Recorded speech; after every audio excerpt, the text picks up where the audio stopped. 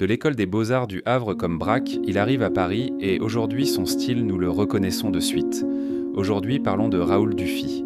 Raoul Dufy, né au Havre en 1877, est un peintre, dessinateur, graveur et décorateur français dont l'univers coloré et lumineux a marqué durablement l'art du XXe siècle. Sa jeunesse est baignée par la lumière normande et l'activité du port, qui nourriront plus tard ses compositions marines.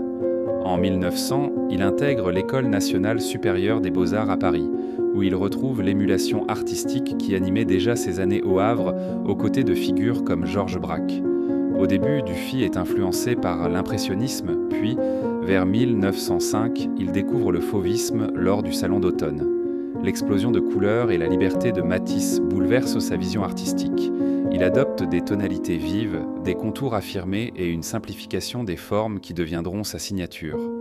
Dans les années 1910, il s'oriente vers des scènes de régates, de plages, de concerts et de courses hippiques, cherchant à capter la joie de vivre et le mouvement plutôt qu'un réalisme strict.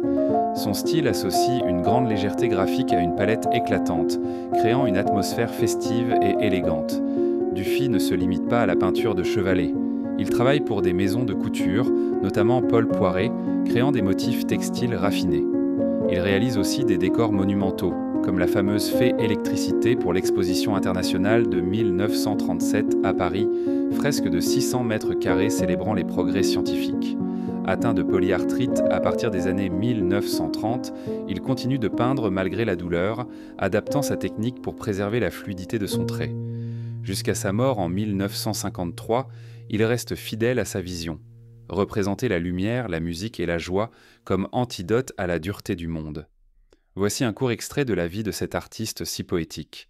Si vous aimez l'histoire de l'art, abonnez-vous pour continuer à découvrir ensemble ces trésors. À très bientôt.